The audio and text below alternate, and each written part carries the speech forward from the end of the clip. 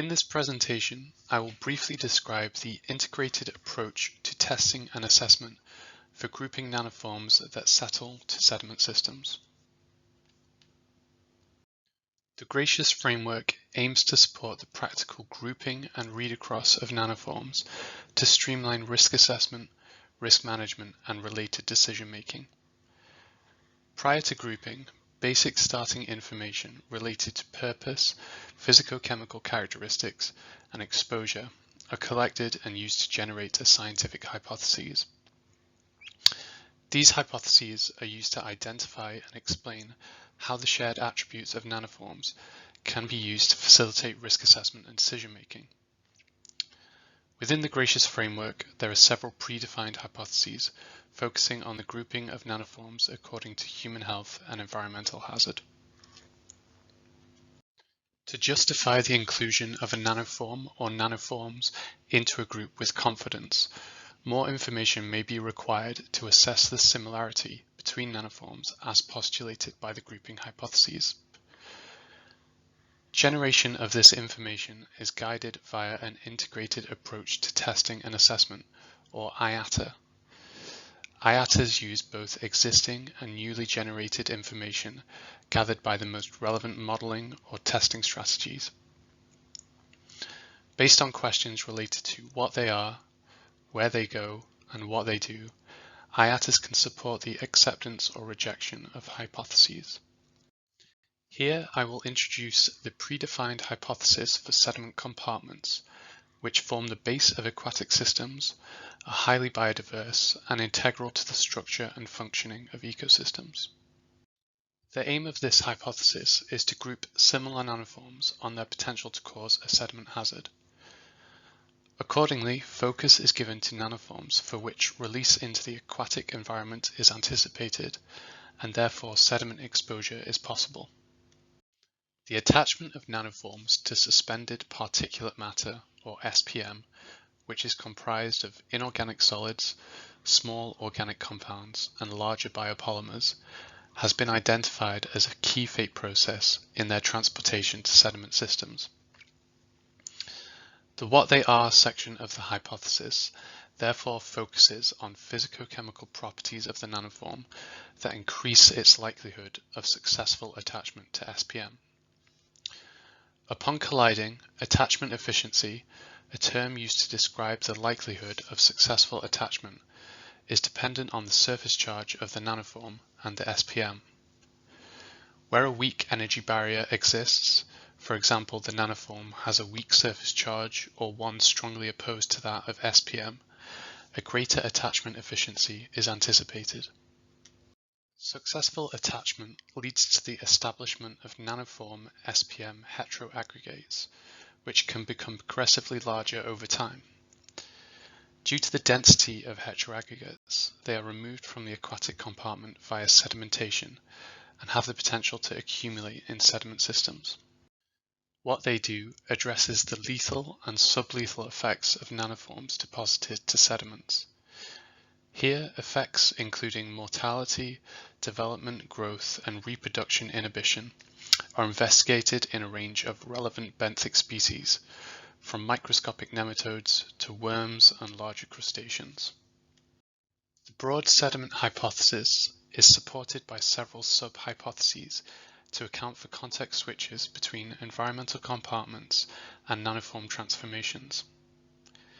Tailored IATA associated with each hypothesis guide the testing and assessment of key criteria, enabling a hypothesis to be accepted or rejected, or highlight where further information is required. Each decision node within the IATA requires specific information related to relevant criteria for grouping. For sediment exposure to occur, a nanoform or group of nanoforms must first be grouped according to their environmental fate in aqueous environments.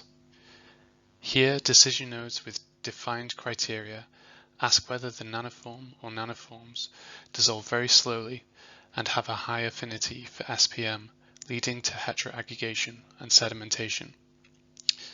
Where the answer is yes, it is possible to progress through the IATA, whilst when the answer is no, the hypothesis is exited and consideration of an alternative hypothesis is advised.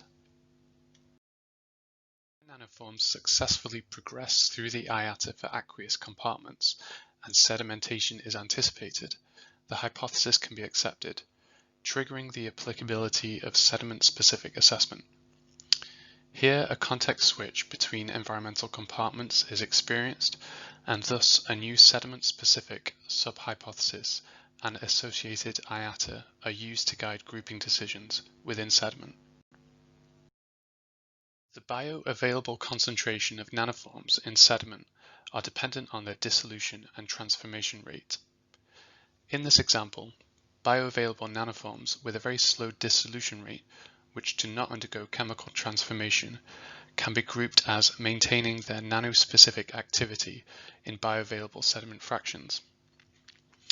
For nanoforms within this group, similarity assessment between lethal or sublethal toxic effects to sediment species can be used to justify the application of read-across and potentially reduce the need for lengthy in vivo sediment toxicity testing. Different purposes will require different levels of evidence to confirm that proposed grouping is justified. Therefore, each decision node within the IATA offers a tiered testing strategy, increasing in complexity from tiers 1 to 3. Certain applications for grouping, such as safer by design, may only require tier 1 testing, whilst regulatory purposes may call for greater levels of confidence using tiers 2 and 3.